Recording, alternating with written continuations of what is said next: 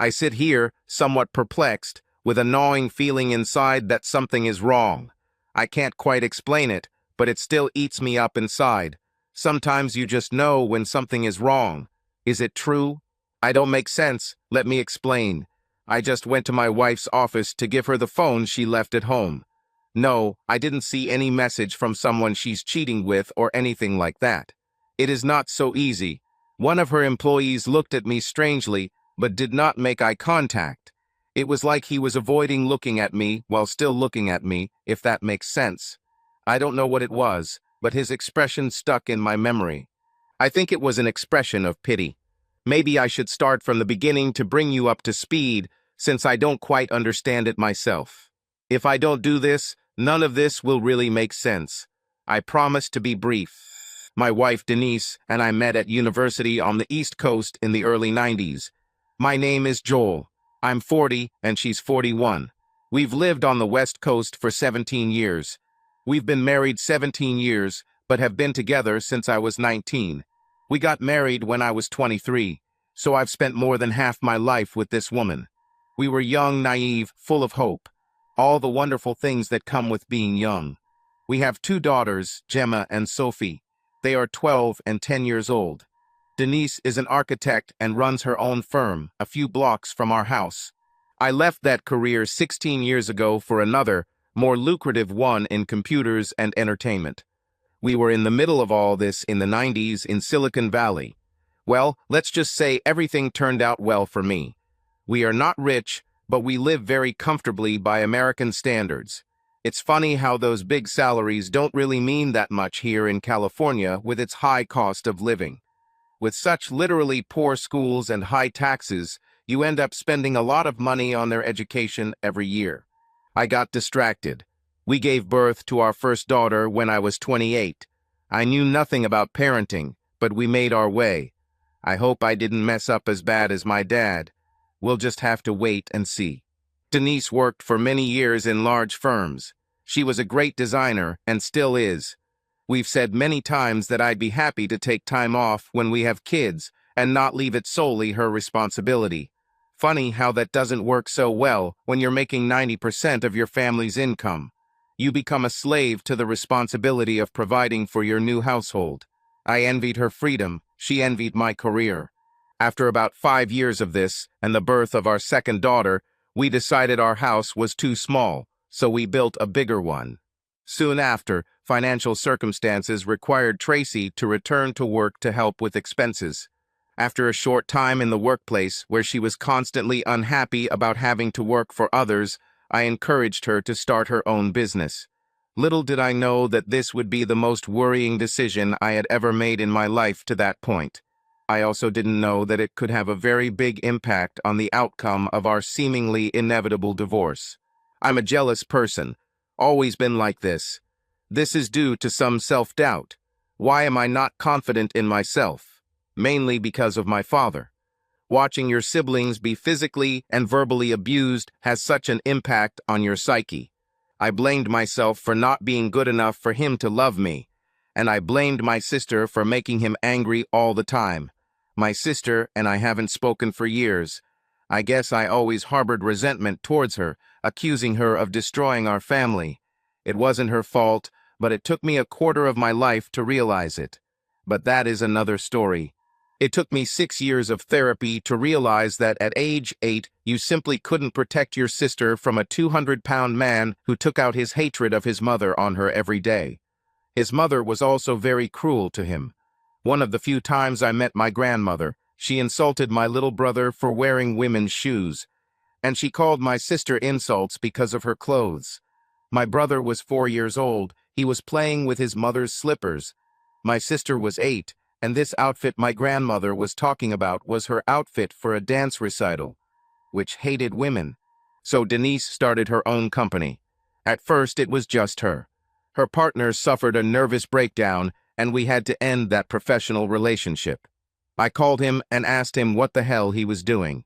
He stopped taking his medications, some serious antidepressants, and he stopped taking them without the help of a doctor. Some of these drugs should not be thrown off like that. He was barricaded in his apartment, trying not to kill himself. Of course, our professional relationship is over. You can't have an unstable business partner. Denise and I started having problems a few years after we got married. They started before she returned to work. I thought it was time to work through our problems, so I took us to counseling.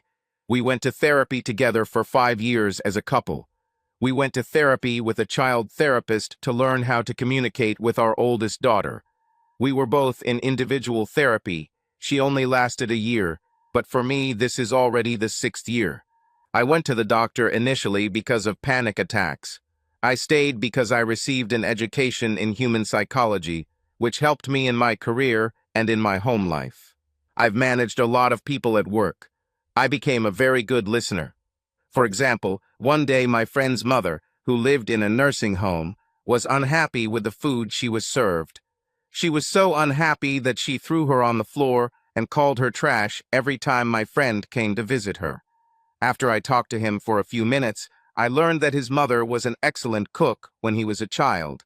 I thought about it and suggested that perhaps she was angry because she could no longer take care of herself the way she used to take care of him.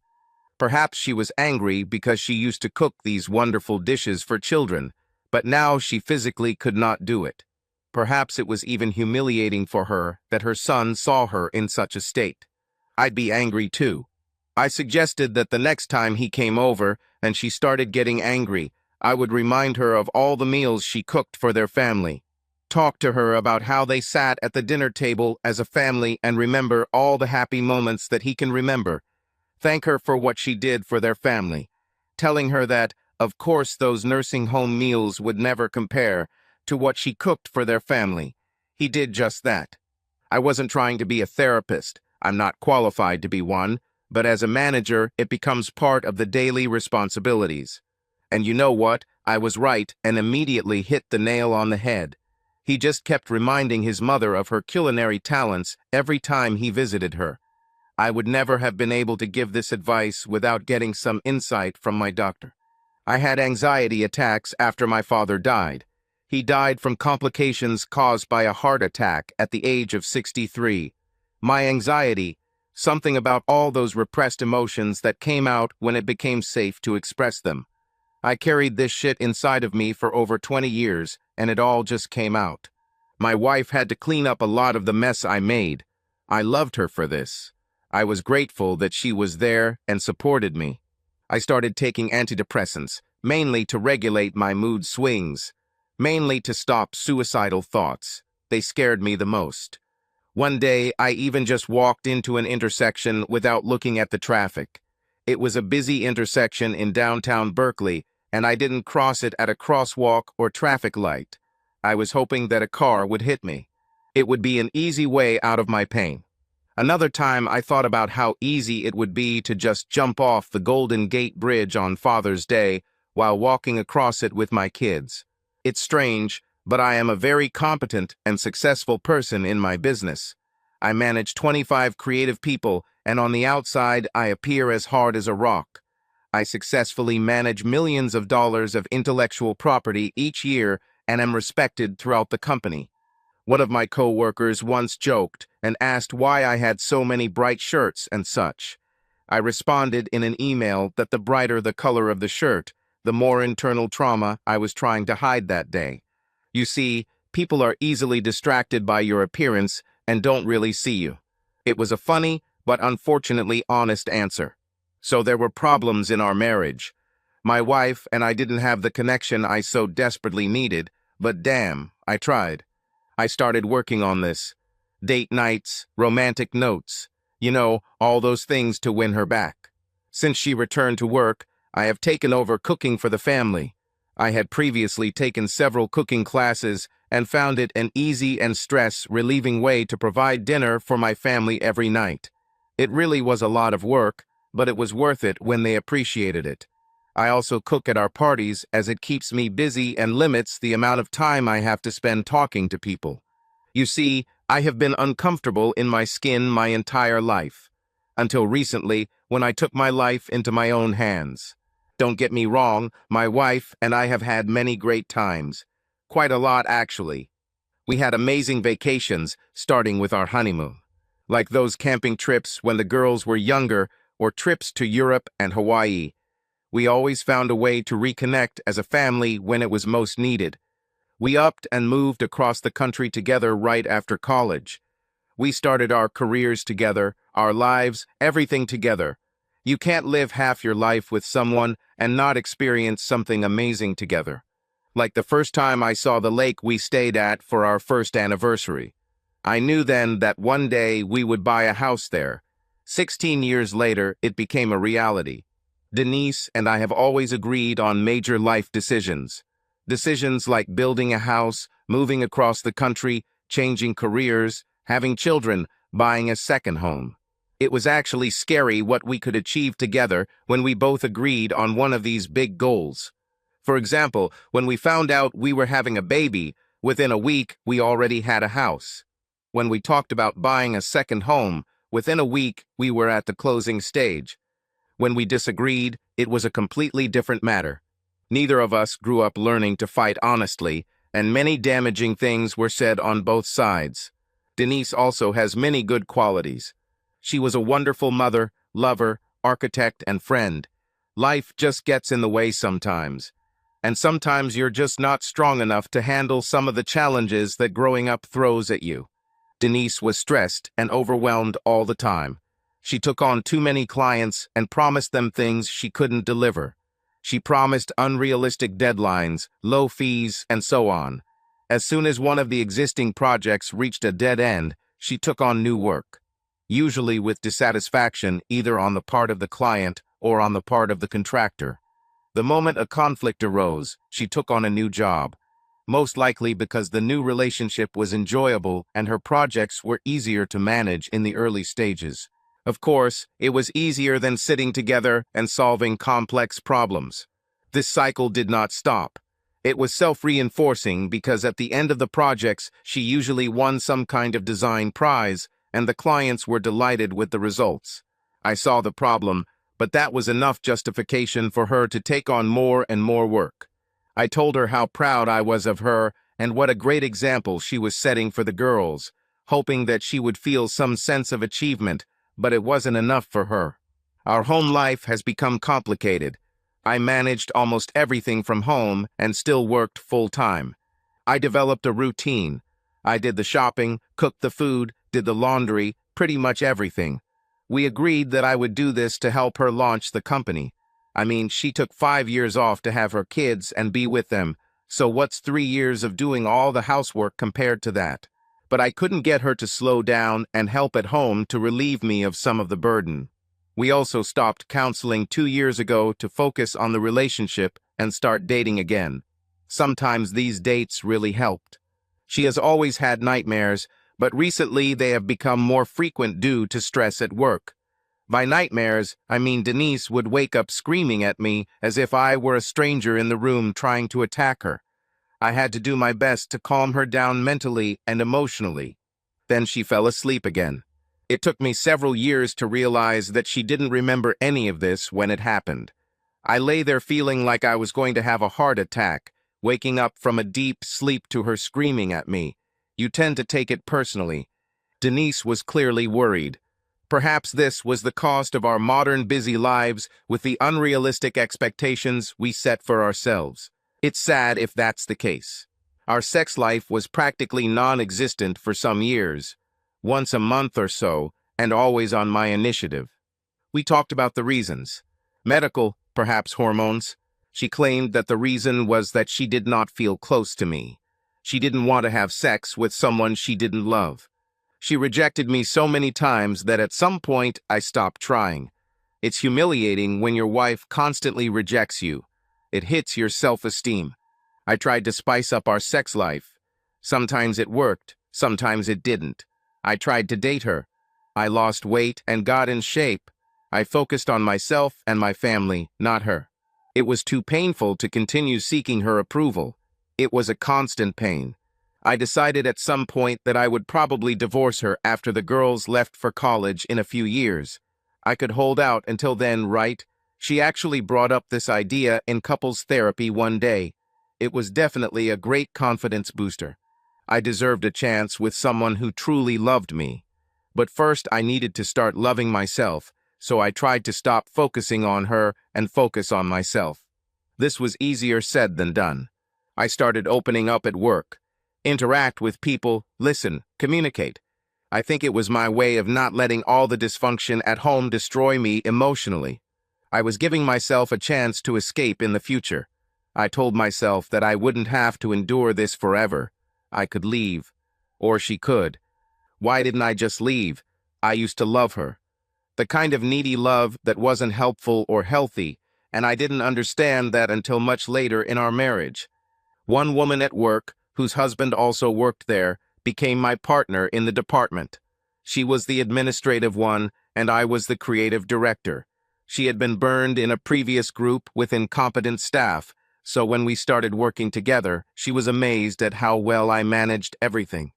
She constantly admired, and I mean admired, constantly admired how great I was doing everything and how in control I was.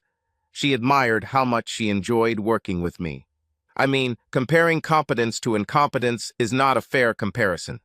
At some point, she started sharing personal information about her life and such. She was my work wife. We became good friends, but I knew she was crossing a line and I was uncomfortable, so I kept a barrier. She brought her husband twice to introduce me to him, and he avoided me as if I were contagious. He didn't look me in the eye. I didn't know what the hell was really going on. I later realized that if she admired me so much at work, she probably did the same with her husband in the evening. No wonder he felt awkward around me. I wouldn't appreciate it either if my wife came home and constantly talked about some guy at work and how wonderful he was. I would probably hate him a lot. Imagine my surprise when exactly this happened. A few months ago, things reached a critical point for Denise at work. The clients were angry. Denise was in a panic. Our home life was unimportant. It got to the point where Denise finally admitted that she was doing too much, and we started discussing why and how to fix it. We fired her business consultant. The advice was terrible. I started helping her structure her office. How to plan, who does what, job responsibilities, office equipment maintenance, all that stuff.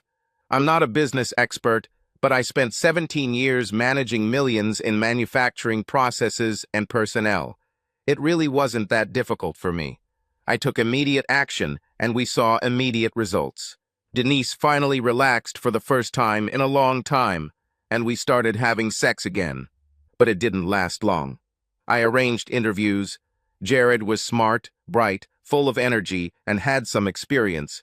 He was eager to please. He started working only 3 days a week, which soon became 4 as it became clear that he was a reliable employee. I started noticing a few things within a month of hiring him. Small, harmless things. Denise came home and told me how wonderful he was. I listened. One weekend, he made a gift for the office and gave it to her. She was so excited. She couldn't stop talking about him. Denise asked me if she should give him a thank you gift. I told her it was unprofessional since she was his boss, and a sincere thank you would be enough. Things went on like this for a while. She kept talking about him. One morning, she texted him at 7 a.m. saying she was taking him to a client meeting at 9 a.m. She invited him to breakfast. I thought it was strange. I know this because I read her message. I know I said at the beginning that I didn't see any messages about sex, and I didn't. It was just a strange message. She shouldn't have taken him to this meeting in the first place. Let me explain. It was a meeting with a potential client with whom she did not have a contract. Since he was a junior member of the office, he should not have been paid almost a full day of supervision. We said in her business plan that these things couldn't happen if she wanted to be profitable. Designers would design, and she would be the liaison with clients and the firm's creative leader. Secondly, this meeting invitation seemed like a last-minute thing. She didn't tell him anything about it days before, and suddenly at 7 a.m. she wants him to go with her. I know this because the day before she told me she was going alone. I know you think this all looks innocent. This is usually true. I spent a significant amount of time trying not to be a jealous husband and let things just take their course. One night in bed, I told her about women at work who said they had attractions for others while married. I asked her if she had these since we started our relationship. I mean likes, not men. Of course, she said no. I told her the story about my work wife and her husband's reaction to her blushing compliments about me all the time to other people. Denise said it was disrespectful to her husband, and it was no surprise that he acted distant towards me. Exactly. It seemed to me that Denise was attracted to the new employee. I could understand why. I don't think she even realized it. I think he reminded her of me at his age. Energetic, articulate, hopeful, dedicated, and hardworking. I'm not bragging, but these are the qualities that attracted her to me. She told me this when we got married. I won a student academic award for my thesis project at our university. I worked at renowned design firms and went on to work at a renowned entertainment studio, quickly moving up the ranks. I was a good match. I mean, this guy doesn't bring any baggage with him because he's not really real in her life. Like a fantasy. Not real in the sense that what attracted her to him was an illusion. She didn't have to argue with him or deal with kids or feel guilty for not helping around the house or feel like a bad mother to him. So in her mind, he was perfect and I was not. On the outside, she had a seemingly perfect life. 2 houses, no debts, my own hobby business, a family with a dog, beautiful healthy children, a successful and charming husband. Yes, sure. People only see what they want to see. It's like the bright shirt example I mentioned earlier. People don't see me because they are distracted by my bright clothes. And all those successful life traits I just mentioned. They blinded all of our friends and family to the fact that we were a struggling couple trying to cope with everyday stresses and significant baggage from our childhoods, just like everyone else. They would never have believed that we were actually close to divorce a few years ago. That's why we stopped couples therapy. She ruined our marriage. There are only so many things from the past that you can look at, especially if you have such a character that you cannot forgive, like my wife. Every week we pulled out all the problems from the first 10 years of marriage. We pulled it all out on the table, and my wife was seething with anger. It didn't matter if it happened 15 years ago. Negative energy was destroying us. We have just returned from a wonderful holiday in Europe as a family, and were incredibly happy. This trip gave me some of the best memories of my life. Then we went to our weekly therapy and came out on the verge of divorce. I fired my therapist. I told my wife I wanted to use the money on our dates and reconnected instead. And we did it. For a while. A little attraction to others is good, I think. Playful conversation, friendship. As long as it doesn't cross the line. I have quite a lot of girlfriends at work.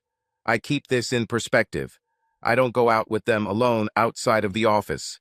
We dine in the company's public areas. We don't have closed-door conversations. These friendships greatly helped my self-esteem when my wife rejected me. I felt admired and respected by these friends at work. I realized that people still find me attractive and desirable, even if my wife doesn't. I recently installed a security system in Denise's office, a simple program that allows you to see activity from another station via a webcam. You can write it down or not. I mentioned to my wife that I installed this in the office since she has a lot of new employees now, and I was worried about our expensive equipment. A couple of days ago, I opened this program at home to do some maintenance and noticed that my wife was still working there.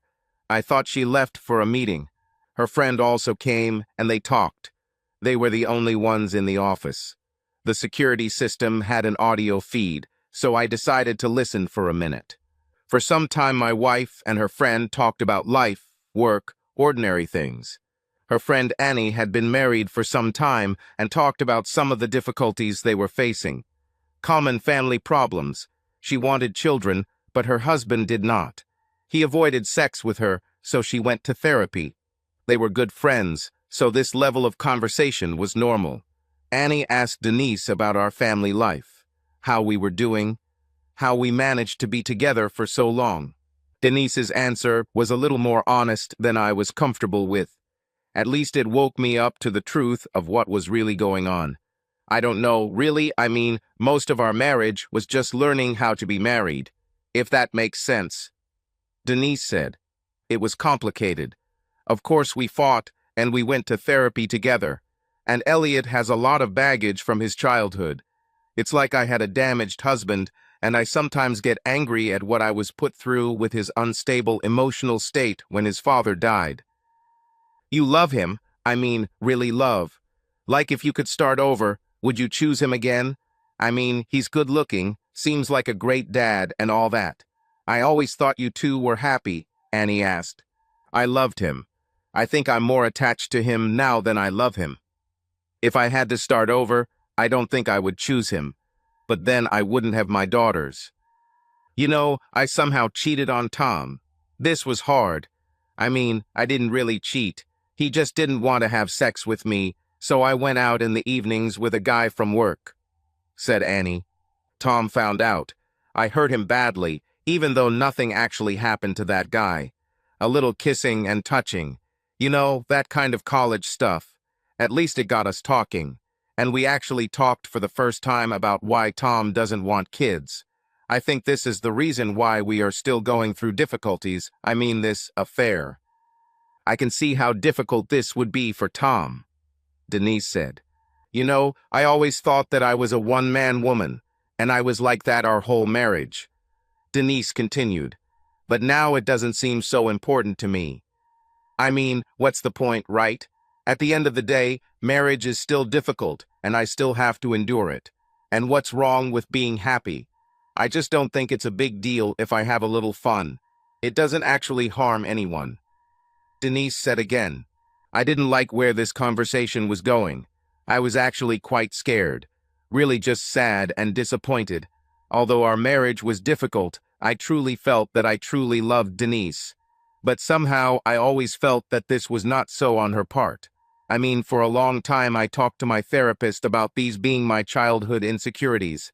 But listening to her comments, I got that same feeling in my stomach. You know, not a good one. You cheated on Elliot, because if you do, let me tell you, it will tear you apart if you don't want it. I do not know what I want.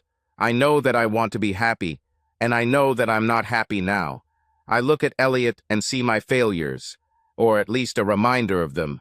He once suggested that I would have divorced him by now if I could support myself financially. I didn't object. I didn't say anything at all. Denise said, and no, I haven't cheated on Elliot yet physically. What do you mean?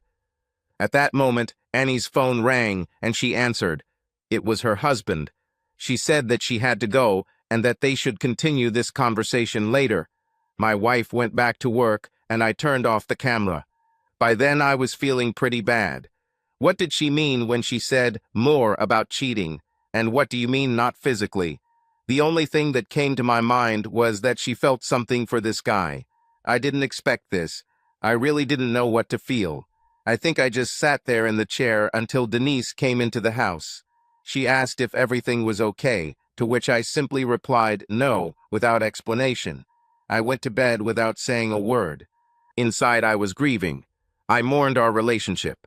I mean, you can't live more than half your life with someone and not feel something for them, love, friendship, whatever.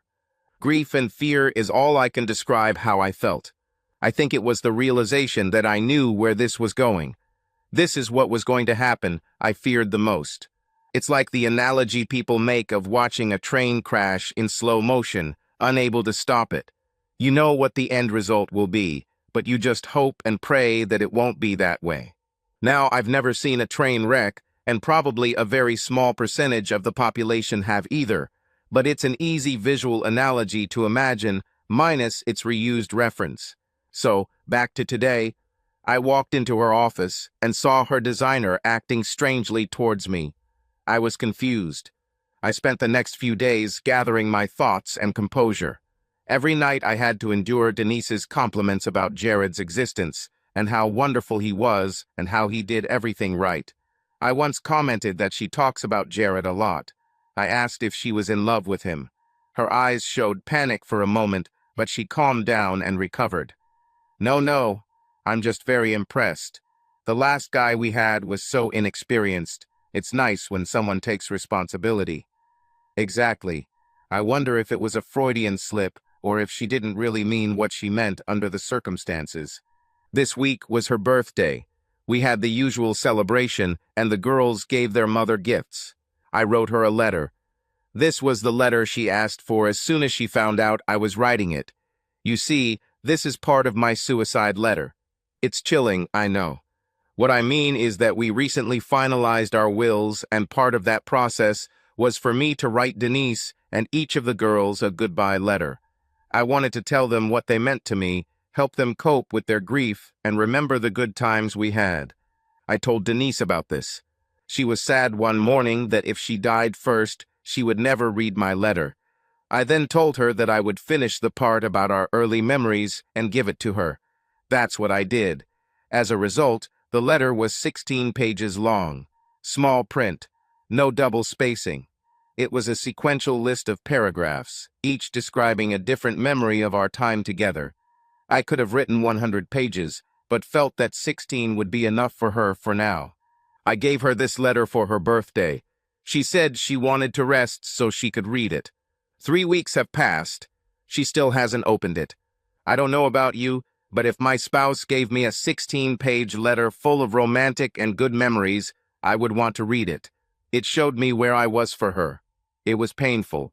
I knew she was afraid to read it, but that knowledge did not lessen the pain. Denise had a meeting that evening this week, and I figured Jared and another coworker would be there. I decided that I would go there unexpectedly and unnoticed, and see what happened. Perhaps nothing. I knew she would be driving to a meeting, so I put my iPhone in her car and set it to record audio. I wanted to know what she was talking about with him. I'm not proud of it, but I have become a little desperate in search of the truth. The night of the meeting didn't turn out the way I planned, and I didn't get to go and see with my own eyes what did or didn't happen between Jared and Denise. But I got the recording. I wish I didn't receive it. God, how I wish I didn't have to do this. It was probably the most painful and humiliating 15 minutes of my life. This wasn't just flirting. By the time they returned to the office parking lot, the conversation had become obscenely intimate. I sat and listened. I was listening to the recording downstairs while my wife was upstairs, having just kissed me goodnight. I listened to them kissing. I don't think they actually had sex. It stopped right away when my wife said something like, "Not right." My guess is that she didn't want to have sex in her car in the office parking lot like some prostitute, while her husband was home taking care of the kids and dinner. At least that's how I explained it to myself. I just sat there frozen. I have never felt such pain. That night, I drank myself into oblivion and fell asleep on the couch. Denise woke me up saying it was time to go to work. She asked what was wrong and if I was feeling okay. I didn't really respond, and she shrugged and went about her business. While she was in the shower, her phone beeped. One of those calendar reminder alarms or a new message alarm. I took it. On iPhone, you can set the message to simply appear and the tone to repeat until you respond. The message was from an unknown number. It simply read, "Can I see you at the office tonight at 8? I keep thinking about last night." I put my phone back and started getting ready for the day.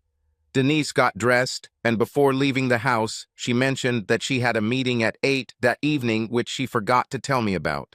Certainly. She said the meeting would be at the town hall, so I shouldn't try to contact her. She should be home by 10. Certainly. I was surprised how easily she lied to me, looking into my eyes. Did I really know this woman? Did what she said actually matter? I decided that I would confront her that night. I'll get to the office maybe at 8:30 and visit them. I didn't really plan what I would do or say. Maybe I can stop this before it really starts and try couples therapy again, I thought. With a different therapist, of course. I was just on autopilot for most of that day. I put on a bright plaid shirt. A lot of people commented on it. My office wife asked if I was feeling okay. She knew the secret of bright shirts. One thing I didn't expect was the amount of pain I felt. I really couldn't breathe or function at all.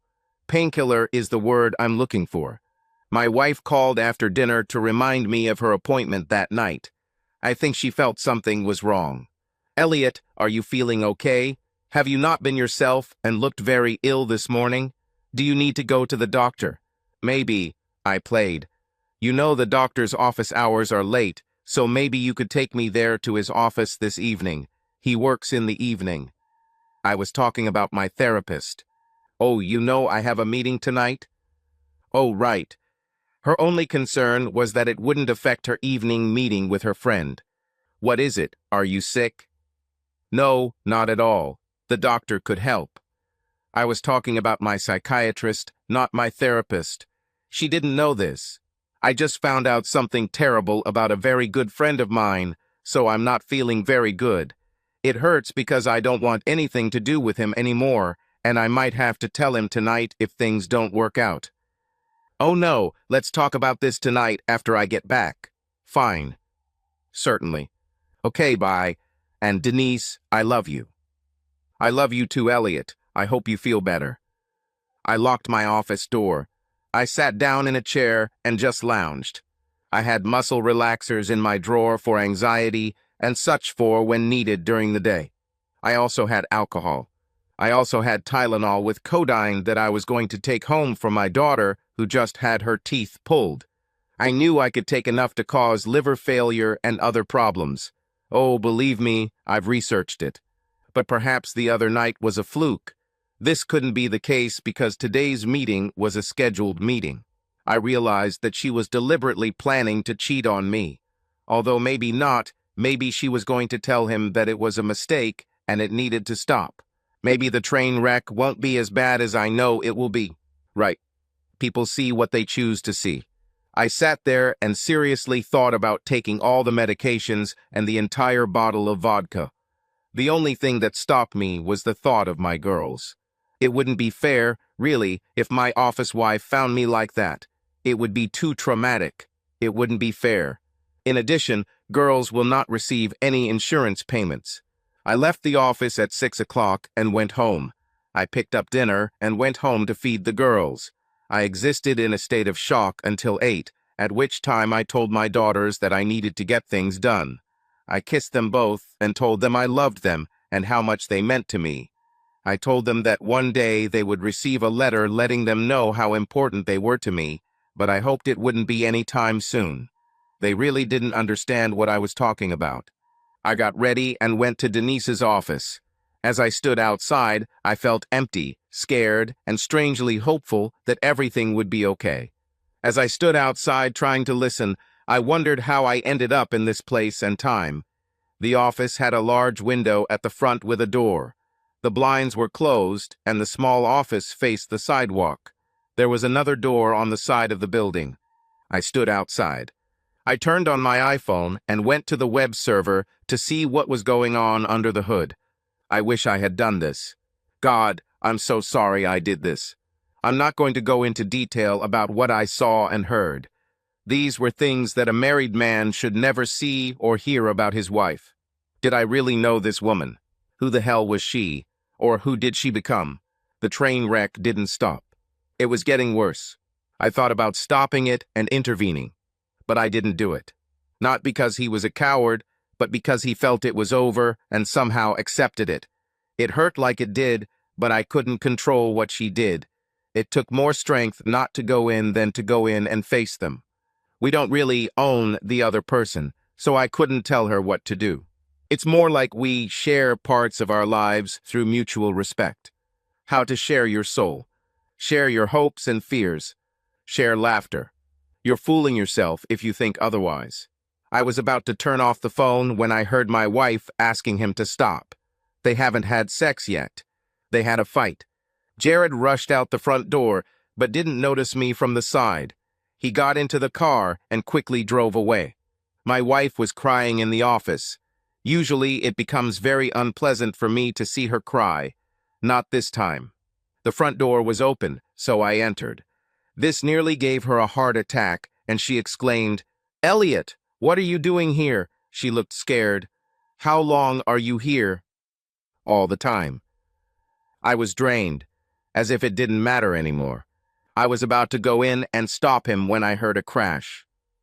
"Oh God, Elliot, I'm so sorry. So sorry." She began to sob. I don't know what the hell I was doing, and when I realized it, I told him to stop. "Certainly." I wish she had stopped sooner before destroying our marriage. She cried, almost out of control, saying meaningless things, mostly about how badly she screwed up and how she never realized how much she loved me. Denise, I have to go.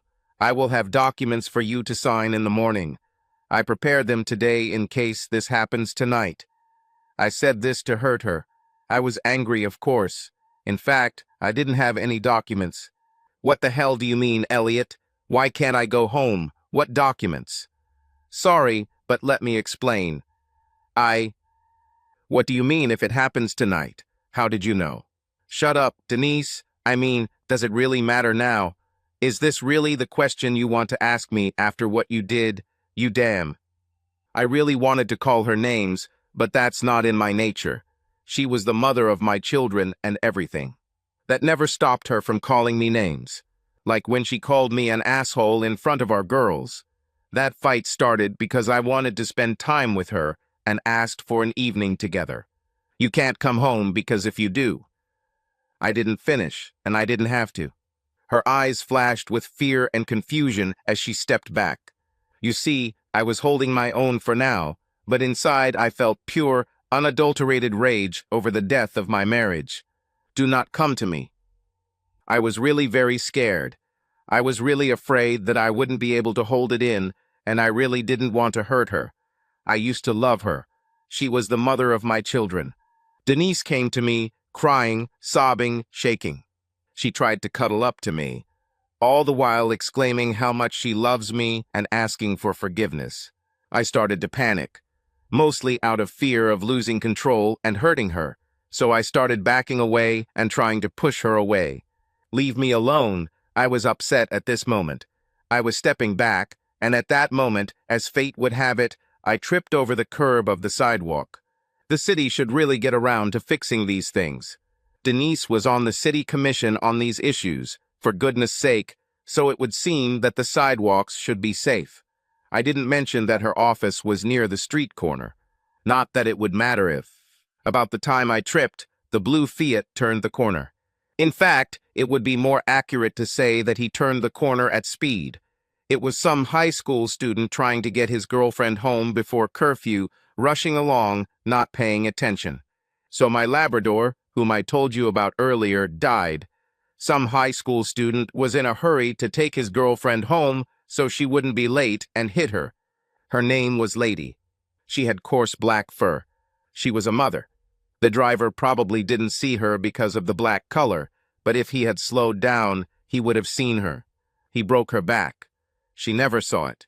My best friend of 7 years died because the girl would be late and get into trouble. She died because my father blinded her, preventing her from reacting in time and avoiding danger. A blue car hit me. At that moment, everything became like in slow motion. So slow. I was gone in a split second. 40 years and the switch was turned off. Someone called an ambulance. My wife rushed to me, crying hysterically. Maybe the girls will still receive insurance payments. Tracy will finally read that letter. I heard voices coming and going. I heard from my wife and my daughters. I heard my sister and my brothers. I wondered why everyone was here and why couldn't I move. It was like waking up in the middle of the night and not being able to move your arms or legs. Everything was black and my eyes couldn't open. I heard my wife talking for a long time. She said something about how she was sorry and asking God to give her another chance. She promised to be there for me and the girls. She promised a lot of things that I didn't fully hear. I was plunged into darkness again. I woke up from a bright light. I tried to move, but I felt severe pain throughout my body. I tried to speak, but I had tubes in my throat. An alarm sounded somewhere nearby. What the hell is going on?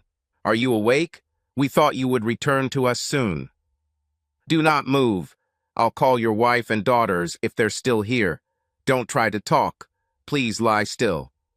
She was wearing white. After a while, my wife came in alone. Hello, dear. I'm so happy you woke up. She cried while saying this. Don't talk. They'll give you something for the pain, and it might put you to sleep again. You were in a terrible accident, and I'm afraid it's all my fault. Are you in the hospital? I'll stay here with you. I love you so much. I will never leave you, I promise. I fell asleep again. This went on for a long time. I found out later that I was in a coma for about 2 weeks before I woke up for the first time. The doctors put me into an induced coma due to a severe head injury. The doctor said I might never remember what happened. At first, I didn't really remember what happened, or any of it. But after a while, the memory began to return a little. Although no one talked to me about what happened that night other than the accident itself, Denise apologized numerous times, and I kept asking her what she was apologizing for. Denise kept trying to explain what happened, and I just kept saying I didn't want to talk about it yet. A few weeks after I left the hospital, I actually remembered everything that happened. I just didn't tell anyone, although I suspect Denise guessed it. You see, I choose to see what I want to see. I know this may not make sense to some of you. Let me explain. What I saw was a wife who was deeply lost and found her way back. I saw a wife who was repentant and betrayed. I saw a woman confused by her choices, good and bad, and trying to free herself from their consequences. I saw myself before the accident, and believe me, I didn't really like myself. I saw myself now, or maybe the me I wanted to become. I have seen. No, that's wrong. I felt love. Sometimes love is a choice. It took me a while to figure this out. About 40 years, actually, and I still don't fully understand. And before you think I chickened out and never confronted my wife about what happened with her short affair, or got any closure or went all Caucasian on her ass, don't do it. The last time I encountered her, it literally killed me, and I wasn't going to do it again. So when it actually happened, I confronted her, it had to be on my own terms, when I am ready. I realized one important thing. I realized that all this was not about me. It was about her. It was about her insecurities, her character weaknesses, her elections, her wishes, her needs, her regrets, her fears, and her failures. I can thank my psychiatrist for this part of the insight too. Knowing this didn't make it any easier for me, but it helped. When part of your soul hurts, everything hurts. She has been a part of my soul for better and for worse. Sometime after the accident, I actually spoke to her after I had recovered. We started the discussion slowly, but progressed to saying all the things we should have said in couples therapy or throughout our marriage, but for whatever reason didn't. There were all the expected heartfelt apologies and regrets and promises made from her, and also from me. I asked her to forgive me. For what? For not being the man she needed and causing her to go looking for what she was missing. Being a suicidal husband was not the man she needed. I know you think it was weakness or an attempt to let it all go and blame myself, like I did when I was little. This is wrong. Taking responsibility for your part, no matter how small, takes real strength. And this responsibility is what it means to be a man, a husband, a father. My father never understood this until he died. Never asked for forgiveness and never took responsibility. Never. I'm not my father, and he damaged me enough with all his crap before and after he died. True strength is accepting this responsibility and not throwing her ass out on the street, and listening. It means allowing your wife to vent to you and blame you for things, knowing that what she really needed was someone to tell her everything would be okay, that her feelings of frustration were valid. This means allowing her to voice her problems and trusting that someone is there to lean on. I really gave it to her at the altar, after all. I left her alone to cope on her own during those years of my depression. Yes, you heard correctly, I said years. For many years, I left my wife alone to deal with everything on her own, because I couldn't. For this, I asked her forgiveness. She also asked for forgiveness, and I forgave her. What really mattered to me was what we said. We really talked about what each of us needed and, most importantly, our fears.